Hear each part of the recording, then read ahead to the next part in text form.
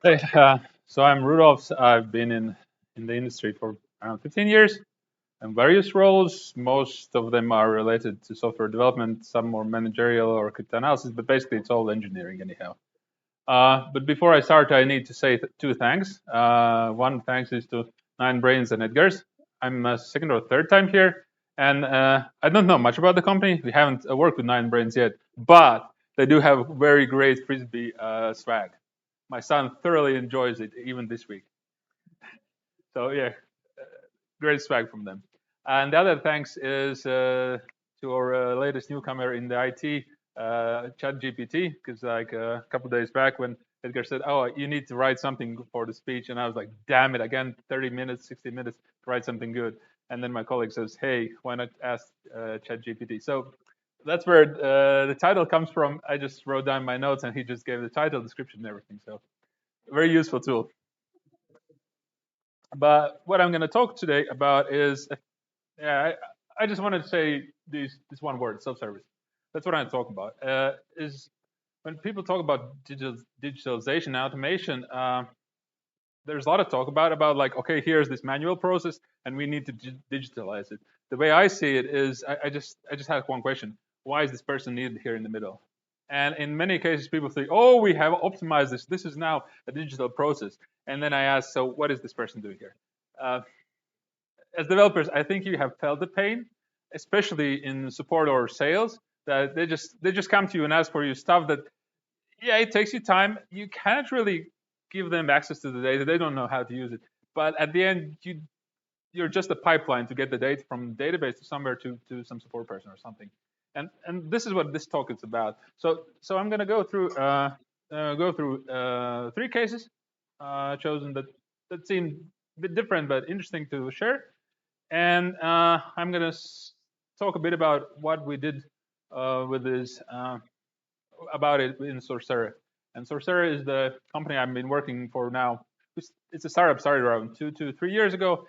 I've been fully working a bit over a year, I guess. So a brief info about what is Sorsera and why this is important for us. So Sorsera is a network. So what we want to build is we want to build a network between, we have government buyers, public space.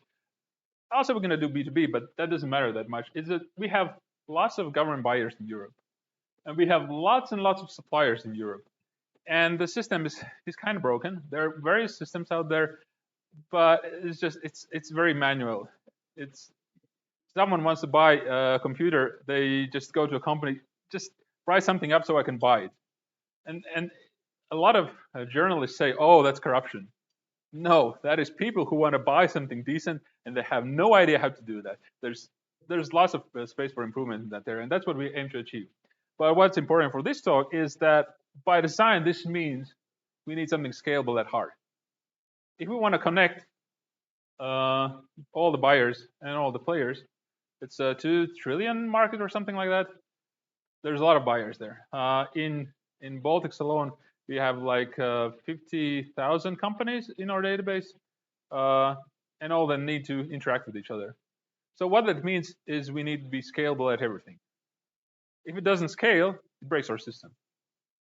And I'm probably going to do some later time talk about what that means technically, like in terms of databases and how we scale. But today I'm going to talk a bit about processes. What is important that we keep from day one to make sure we do not have some manual processes that are simply not scalable. So let's start with my first story. It's from the time I worked at Bycryption, recently bought by Zimperium. They have two very great products. Well, used to have when I was working there, of course, and even better team. That's one thing we were very proud of. We had like 50 or 60% of our 20 plus engineers had participated in international Olympiads, either in mathematics or informatics. Yeah, some of the best engineers. So whenever I felt that I'm a good engineer, I talked to them, and yeah, uh, I knew my place. But that was a very interesting place to work. But what that meant is they were building something very complex. There were two products. And to give you a sense, one is white box cryptography. I assume you have some sense of what is cryptography. What is white box cryptography? Have any one of you heard white box cryptography? All right, one person. Anyone else? And has anyone heard the term runtime application self-protection? Great. So the essence idea is that you have, let's say, a banking app, and you're making payments, and you want to make it secure, and you're doing everything legal. But what if there's a virus in your phone which has attacked the app that you're using? It might be a legit app originally, but they have attacked your app and get all your credentials out, and they can make payments.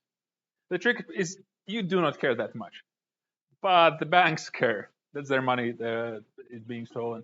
Well, technically it's yours initially, but in most cases it's not. So it's a very complicated space, and we had very, very great technical writer that have very comprehensive documentation. But if you have a complex product, that's still a hard thing to sell. It's a very hard thing to sell. And especially since when I joined the company, the market was still relatively new. Banks, well, they know they need security. But if you go to a security conference, you're going to say, hey, we have endpoint security. Hey, we have endpoint protection. Hey, let's protect your endpoints. That's what they talk about. They talk about web services, endpoints, scanning, classical stuff. About app security, that was relatively new space back then. I'm not sure about the space now since I don't work there for 5 years now. But it was hard sell. But the good thing is that the customers were still knowledgeable about security in general, about risk assessment, because you essentially cannot make anything safe. What you do is you manage risks. You just have layers against layers. It's protection, and then you manage risks, balance it, have some evaluations outside risk assessment. That's what you deal with on a day-to-day basis. And other good side is that they have very skilled engineers working with us. If it's a security solution, they need high-end engineers for that. And the guys that are working with us, they're very skilled. Still, that was not enough. That was not enough. So that is one of the first problems we saw is if we simply look at, this is graph my cousin, the CEO of Sorsera, was showing a week back. So when we talk about a customer, is one way to look at it is you look at the initial costs, customer acquisition costs. So you go in the red first because you need to acquire the customer. Then he starts paying money. Eventually you're break even, and then at some point he goes away. So this is where you get what's the lifetime value. And the thing is, if you have very complex product, CAG is very high, and you need to look out for that. And that is one of the problems we were looking at encryption. Of course, there were other problems, but this was sales problems. CAG one of the things that I, as a developer and engineer and manager, later would care about. And the thing is, first thing we realized, we need sales engineers. Sales people cannot do that. We need sales engineers who have engineering skills to understand that. The thing is, sales engineers with cryptography credentials and experience, well, we had one good guy, and it's one of the best in cryptography sales engineers I've met, but that doesn't mean he could understand thoroughly and support customers in their cases. Because if you really can do that, you usually work in the engineering department. And again, high complexity product, it comes with that.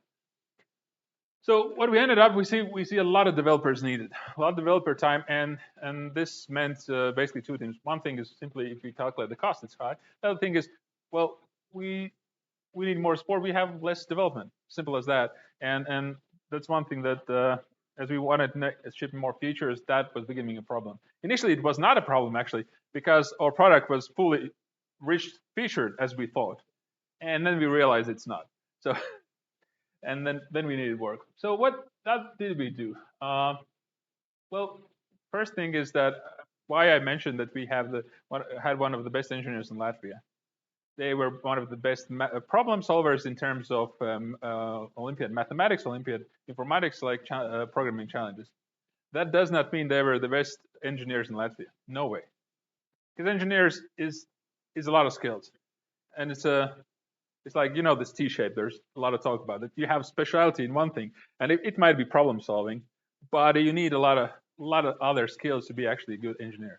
And that's the reason why the best engineers are usually not 20-year-olds. They might be great at something, but overall, you need a good set of skills across the board. So when we put them in client shoes, that is something that they had not been doing before. They knew their part, but when you start, okay, do that as a client, and they start realizing, okay, the product is not that easy to use. So that's one thing that we did as we realized how to make it better user friendly. And back then UX was not mainstream. I'm not sure it's now, but last 2 years I worked in L&T. UX was all the time there. I'm not sure how many are you. UX is a daily thing for developers. How many of you? Just one? But in development teams, how many of you, like on a weekly basis, talk about UX? Okay, it's sorry. Exactly, it's coming mainstream. Maybe in some companies it is, sometimes it's coming. But 10 years ago, yeah, I hadn't heard much about UX. There were some business managers who say, okay, we need UX, and then just push it on the team. So the other thing was, so this is one approach. Another thing, is more what to talk today is about self-service. So essentially, we'll realize that a lot of this development time was spent simply doing stuff that actually we can automate. Like we talk to clients, so what's your setup? What do you like? Okay, so here's the configuration you need. So what we ended up is boiling down. So how can we detect what is the configuration and how can we automatically do the configuration for the user? And when doing that, that saved a lot of development time. And not only that, that made the sales calls a lot easier to handle, make them faster, and there was a lot more turnover in sales, and you get the funnel a lot more in it. And then essentially you should get more sales. I'm not sure we did that, but at least we fixed the top part of the funnel. And same is for API. In that case, we had a library, and they needed to fine tune what parts they need to get down the binary size. So what we did is just, okay, let's put some this analysis mode so you can just analyze what do you need and just drop everything else.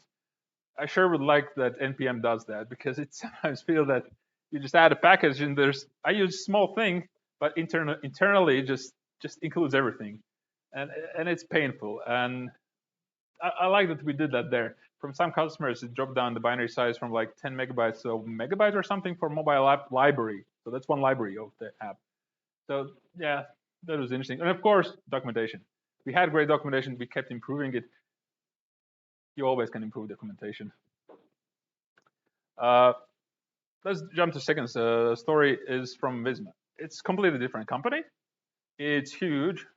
I honestly don't know the size of Mergent actually. How large is it? I know it's not small, but how large? Hundreds? Thousands? All right, so it's essentially in the same group, I would say. So what you have there is, if you have a company like that who succeeds, there's one thing certain: their processes work. Because otherwise, you're not such a big company and still successful.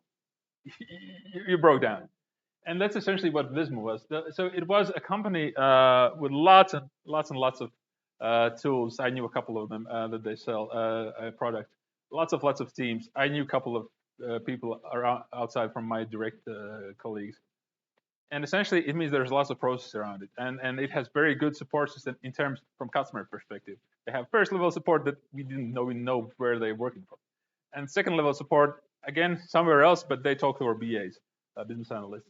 And third level support, okay, at that point the BAs talk to us, but at no point we were direct with the other parts. We talk to customers, because if you have large amount of customers with relatively easy to use tools, you do not want to disturb development team. It's super costly. You want something scalable, and that's why you have these support teams. And the systems themselves, they're essentially mission critical. The ones I work for, ERPs by design, they're kind of boring. Like I specifically work on absence, which means essentially vacation planning. That's it. 10 people, vacation planning. And it seems like my first reaction was, really? That's all I'm going to work on?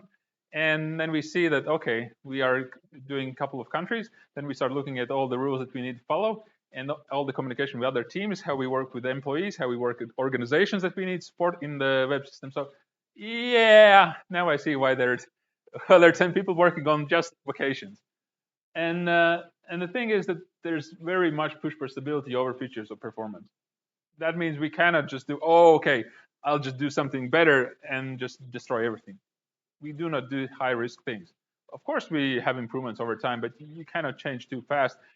Stability is at most critical.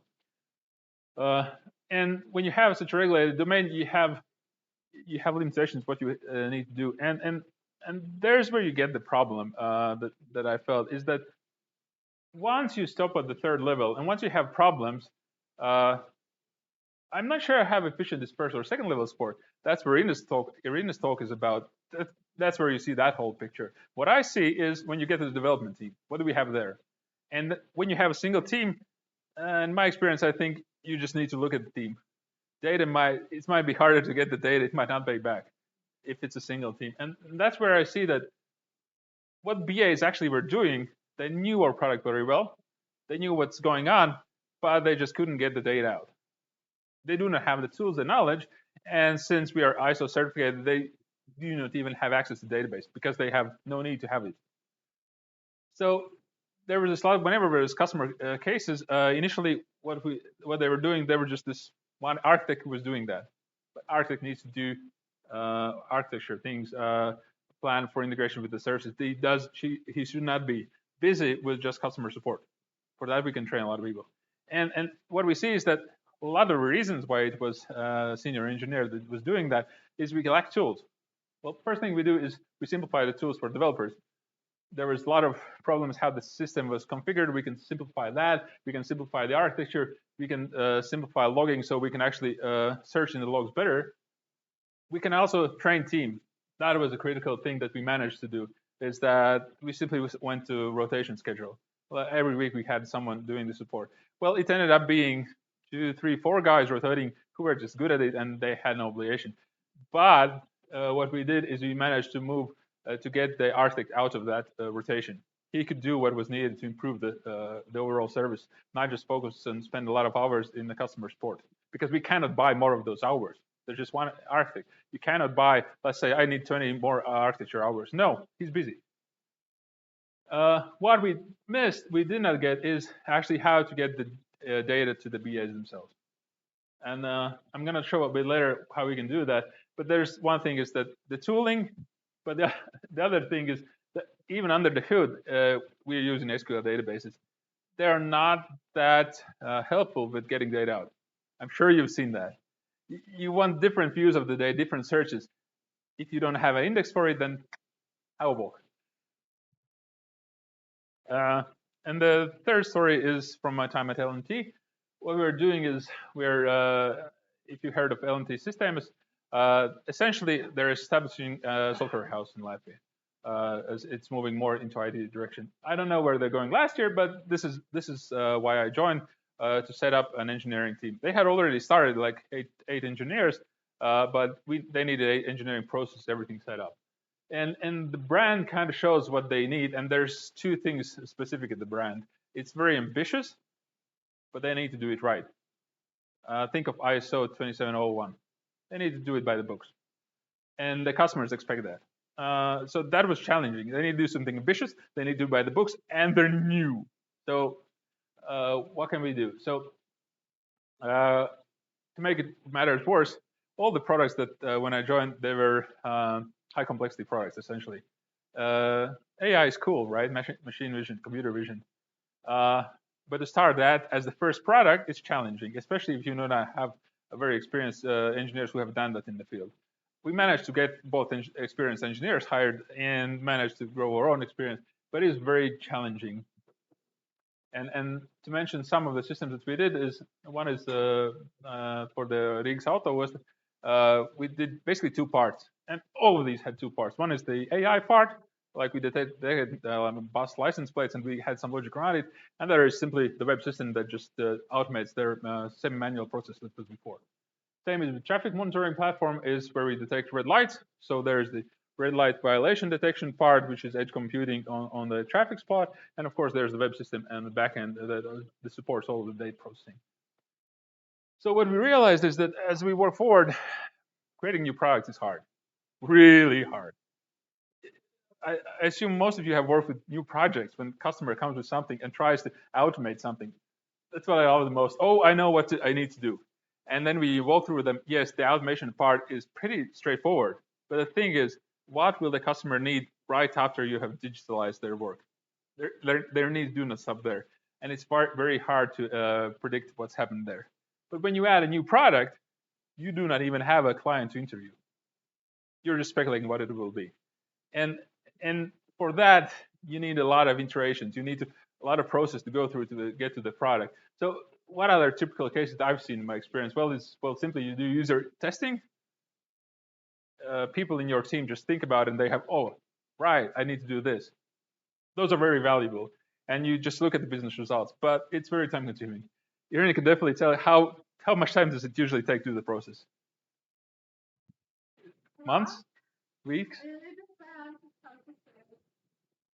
So yeah, and you need to investigate it, how much. That's the point. And what you really want to have is like instant insights. And in many cases, you already have can guess what insights you want to look for. But the thing is, as all developers can tell, there's no such thing. Give me this insight. No, you need to program support for whatever insight you want. And that was the challenge that we are facing, and we had some work towards it. We were creating dashboards. I'm surprised that I haven't seen that many when I look at the customer systems. That there's basically dashboards for super admins or for developers. There's admins for like user admins, but for the developer admins, you have all the system there. You have all the libraries there. Why not use that to build a dashboard? I would expect to see more of that. One thing is simply improve logging. Logging is always hard to get it right. There's no such thing as right, I would say. But you need to think about context. That's something that developers often lack, is they say, okay, this happened in the system. But you also need to think about when you need to log something to explain why something is happening. The user wants to do this, and then have a correlation ID for that log and see down the line, okay, now there's a database entry, now there's an event sent, and you need to see all of them together. Pretty straightforward, but again, it's missing a lot of times. And the last thing is that in our case, we were working with new products, and that worked for us is that we were working essentially with UX trained system analysts. So what does this term mean? This means, on one hand, it's business analyst. In addition, it knows about UX. He understands about persons, about how you look at the UX problems. And the other part is that it's technical enough to understand what developers are doing, understand the architecture, the reasons behind it. He might not be able to create a new architecture, but he should be able to understand the architecture. So what that means, in our case, we were working especially on new products. On projects where customer had their requirements, it was not that important to have all the skills together. But for new products, it was very useful because there was one person who might not actually know what needs to be done, but anyone could talk to him and get info out. He was the source of insights. Of course, we would like to have it in a database that we can just query. But this worked for LMT, that we had these persons who knew about the customer needs, their business needs. They understand or business needs, and those are not the same as the development team needs. I mean, LMT business needs. What is the strategy there? And they also understood the software architecture, because again, there's restrictions, there's needs, what we want to achieve. So that kind of work to provide those insights, but we didn't get it all out. So when we went to Sorsera, we wanted to get some of it out, and I'm going to show what tools we use. It's a work in progress. It's a show and tell today, and what we want to make sure that we do not miss. One thing is that ever-growing evolution. Well, this is the first POC I did for my cousin when I was thinking, okay, he just needs some data. Okay, I grabbed it from, I don't know, was it Cube data? They had it or somewhere. And just, okay, here's a small server, you can look at data. And he quickly realized, oh, there's more to it. Other competitors do not have such analysis tools. So, okay, so we went forward, hired our first engineer and built some simple search. And we started using it, doing some user interviews, trying some tryouts, and we see, okay, we need more before we can target large user interface. So this is screen grab for today. For the analysis tool, you can see we have now messaging. We have another special section for RFXs, like requests for everything. What else? We have notifications all done. A lot of stuff done, basically. And now we see, okay, now we can start targeting or a bigger audience. Well, actually, we're working on a couple more features that we're going to finish in a couple of weeks and then start going for the larger audience. But the thing is, you're always evolving. It's essentially the same functionality. And Now we're working on the next iteration for this. So you should not be attached to any part of your code. It should be changed when you see the need. And of course, comprehensive documentation. You cannot scale without that. If the user doesn't have documentation where you can point to, it's going to be hell to support anything. So in our case, I'm not sure it's Snazzy Docs or something that we chose, and of course some videos that our sales guy do. They basically do the sales presentations. They record something and what we get out. But what I think this audience is more interested in is the dashboard I mentioned before. So pretty early, we started building the dashboard so we can see what actually is going on in the system. And it's surprisingly easy to create, maintain, and we get a lot of value out of it. Essentially, we have 3 parts I'm going to briefly show is that this is the support part. And one thing to think about is ISO 2701. Who knows what ISO 2701 is about? So essentially, it's about doing the processes right. And one of the key things when we're talking about big, serious customers is access control. Who does have access to what data? And what that transforms in some cases is that there's very few limited people who can access the database. But guess what? How much restriction can a developer have when he has access to database? Well, in most cases, the developer can read anything. That's how it works. In this case, we actually put APIs to accessing the data, and we actually allow to control it. We're in the early stage. We have not much restrictions. Well, we do not expose like private messages. That's off the books from day one. A lot of interactions that we can still see here is going to be limited in a couple of months, some more next year. As we grow larger, we cannot claim under the GDPR that we need that data. We're still in development phase, so we can claim that it's needed to actually make sure that the product works. Once that phase is over, there is no legit business need to actually have that data for support. Of course, we need it in the database, but we cannot expose to anyone else. So there's basically we have parts where the support can look at various parts like subscriptions. That's what I added like this week. We're building subscriptions, so okay, BA comes in, we want to see. No, it's not BA actually. It's more like a product manager comes in, wants to see how many descriptions we have on what, and that's a typical question a developer would get. And then we say, yeah, open up the admin page, and he just gets what he wants. And that's the approach that this does. It's just we throw a lot of tools, and you just take what you want, and it's very easy to maintain, and that's why we can throw many tools, and something will be useful. Something not, but it's easy to maintain, easy to add. The same is for development part. Usually there's some script that you need to run to do migrations or something. Yeah, we put it under admin page.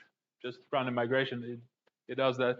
A bit of work early on to make it happen. Once it's done, use it forever. And same is even for super administration, like adding global users, support users. Again, first user, yes, that is the only thing I did database. Everything else is we do it from the admin interface. So that's something that we want to build. If you need something to do with your process, it's automated. You do not need some developer doing something in database. That just doesn't scale. What comes in hand is audit log. ISO 20701 talks a lot about auditing, especially if you're talking about, I don't know, business regulated industries. You need audit log for what's happening, who does what. And guess what? It's very useful for a lot of things. And usually it's just, okay, we need it. Okay, we dump it, forget it, checkbox. We did that. Yes, great. Let me get back to my work. No, we approach it differently. We directly expose it to our support staff and developers to actually be able to see quickly what's going on. We do not need additional logging for many things because we have the audit log. Of course, this in some cases has limited information, so we will not be able to expose everything to all audit logs to all the developers all the time. Most of the stuff is enough for debugging to understand what's going on in process. Very useful. Again, very easy to add because that's needed for most systems.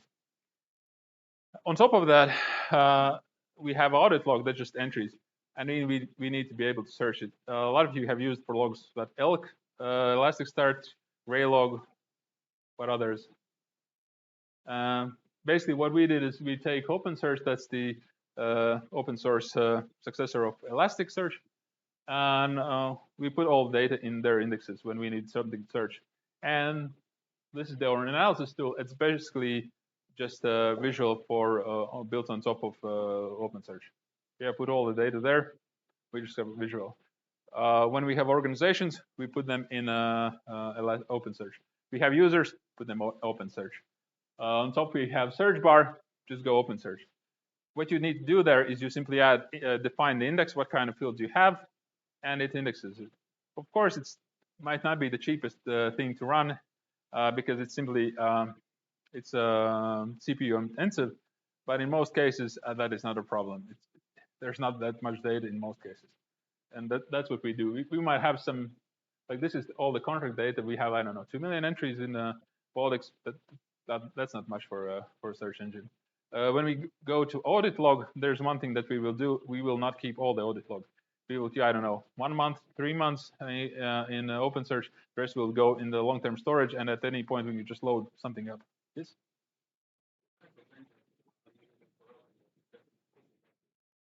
We actually do pretty simple. We log it to database, and we haven't implemented yet long-term storage, but we're going to just dump the database in some S3 storage. We're building everything on AWS.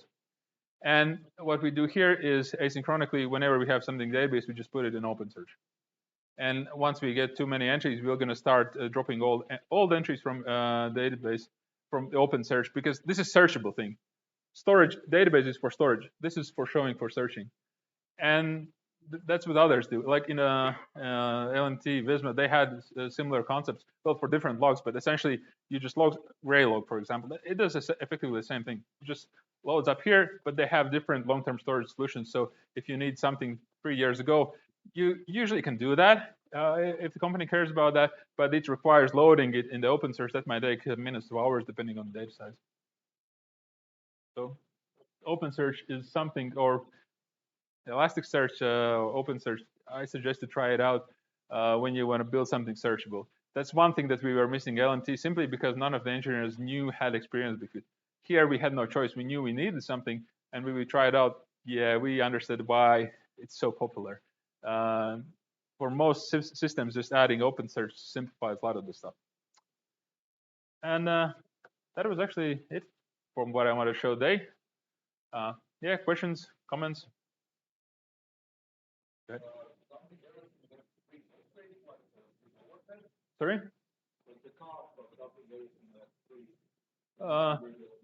If you look at the cost in the AWS, storage is cheap, very cheap. That's why you need access patterns. That's why we have OpenSearch for the stuff that we want to access. How often do you need to access the logs that are, I don't know, more than 1 year old? It's a couple of times a year, and in that case, you can just probably add an API that loads that, and it's simple. And that's what you optimize for. You optimize for CPU nowadays. It used to be different, but for, I don't know, years, if not decades, you optimize for CPU. Storage is cheap. Of course, if you're doing data science, there's a bit of different sizes there. But in most cases, for normal web systems, storage is cheap. You think about usage, like AWS DynamoDB.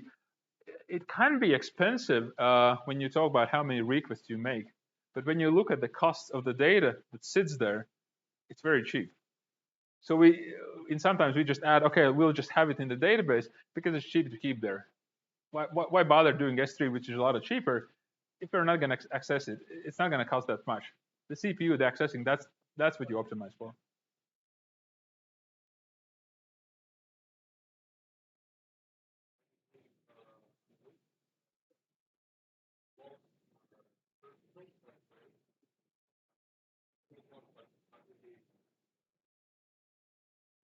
This is actually aggregate search. So what do we have here? We are looking at the CPV code. It's for software development, and we see the top suppliers in Latvia. There's an API for that, OpenSearch. What we're going to do is we're aiming, depending on how we go with fundraising, is to get a data analysis team. At that point, we're probably going to use some other tooling as well to do better digging into. For example, a recommendation engine to build something. This is not enough for recommendation engine.